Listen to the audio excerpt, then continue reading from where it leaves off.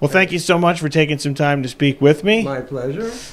R.L. Stine, the author of Goosebumps, which is turning into another Hollywood film. Let's talk. Better. Yeah. What do you think about this one compared to the last? What's different? Everything's different pretty much except for Slappy the Evil Dummy. He's still the star and still controls everything. It's a whole new cast, all new kids. The kids are fabulous. They're just wonderful. And it's a whole new idea because Slappy decides to bring Halloween to life. And he goes into a drugstore and brings all the costumes to life, everything Halloween. All the masks come, all the decorations, everything. And they're all flying all over town, and witches and incredible creatures. He brings everything to life, including gummy bears. Yes, I heard about that. That scene Yes. in the new one. This is my favorite scene in the new movie because you think gummy bears are cute. And then in this film, the gummy bears attack. It's vicious. It's really funny. It's a wonderful scene. Now, your films are PG, but we have a lot of content coming out of Hollywood that's not PG, not kid-friendly, but kids are still watching that content. What do you think about the content, violent, coming out of Hollywood? Does it influence children, and would you like to see more child-friendly and young people-friendly content? I'm a real believer in violence. I think it's good for kids. I think kids, one thing I've learned in all these years of writing for kids is that kids are really smart and they know the difference between fantasy violence, fictional violence, and real violence. And they know the difference.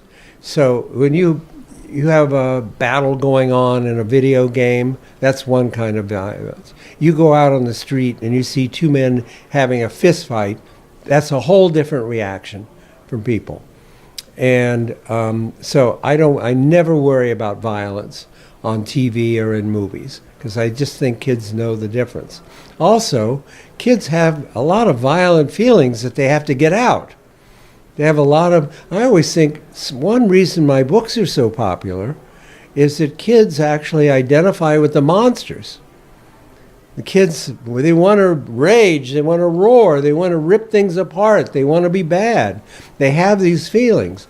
And I think it's, if they have it in a book or in a movie or something, it helps them get out these violent monster feelings they have.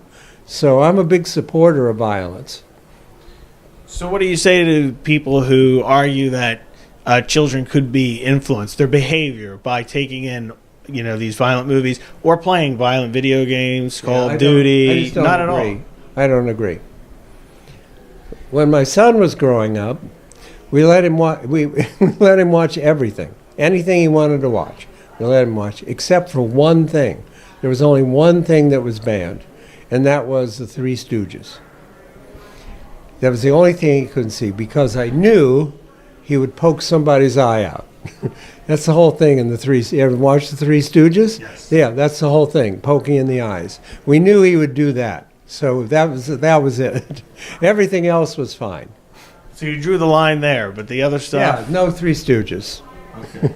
He had to stick to Laurel and Hardy. Now, you've probably seen some studies that have come out that children are not reading as much.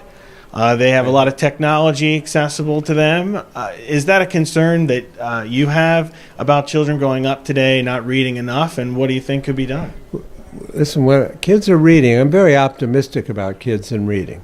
And I don't care if they're reading on screens, that's wonderful. If they're reading on anything, if they're reading stories, they're reading. When I started out in children's publishing, it was a tiny part of publishers. It'd be, 4 women in the back room doing children's books. That was when I started. It would be tiny little staff. It was not part of the business. Now, the children's divisions are the cash cows for most publishers. And it's, billion-dollar industry. That means kids are reading, right? Yeah, I mean, there are, ways to read on like an iPad, for example. I've just seen some studies that say it's down compared to It hasn't trickled down that much to kids. Most parents don't want to spend $500 on an iPad for their kid. you know. And I've seen studies and read things in Publishers Weekly about how kids like actual books. They like physical books. And so this really hasn't been a major revolution in the kids publishing. Now, we are here at the Library of Congress, not too far from Congress, and not too far from the White House. As the author of the Goosebumps series, does anything worry you or scare you about the current climate here in Washington? Yeah, I don't talk about that kind of thing. I deal in fantasy, right? I like to stay in Goosebumps land where it's all fantasy.